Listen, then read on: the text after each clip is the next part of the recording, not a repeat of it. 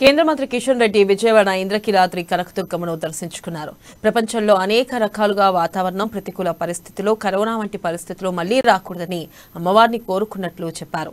గతంలో వృద్ధులు మాత్రమే దేవాలయాలకు వచ్చేవారని నేడు యువత కూడా దేవాలయాలకు వస్తున్నారని చెప్పారు. ప్రసాద్ టూరిజంలో భాగంగా అమరావతికి వచ్చే ప్రయాణికులకు సౌకర్యాలు కల్పించామన్నారు. అన్నవరం, సింహాచలం, నెల్లూరు లక్ష్మీ నరసింహ దేవాలయాల అభివృద్ధికి నిధులు కేటాయించామన్నారు. ఇక దేశంలో 156 దేవాలయాలను ఆయా రాష్ట్ర ప్రభుత్వాల ప్రతిపాదనల మేరకు అభివృద్ధి చేస్తున్నామని తెలిపారు.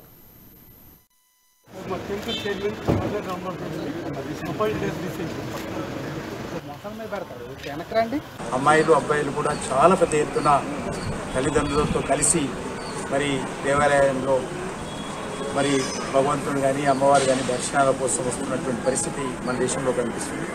మన దేశంలో కాదు, ప్రపంచంలో కూడా అమెరికాలో ఉన్నటువంటి దేవాలయాలు కానీ, లేకపోతే లండన్లో ఉన్నటువంటి దేవాలయాలు కానీ, అనేక దేవాలయాల్లో కూడా ఇదే పరిస్థితి. చాలా సంతోషం. ప్రజలలో ఒక క్రమశిక్షణ, కట్టుబాటు, మరి పెద్దలంటే గౌరవము, సమాజం అంటే మరి గౌరవము ఉండేటువంటి ఆలోచన ఈరోజు దేవాలయాల్లో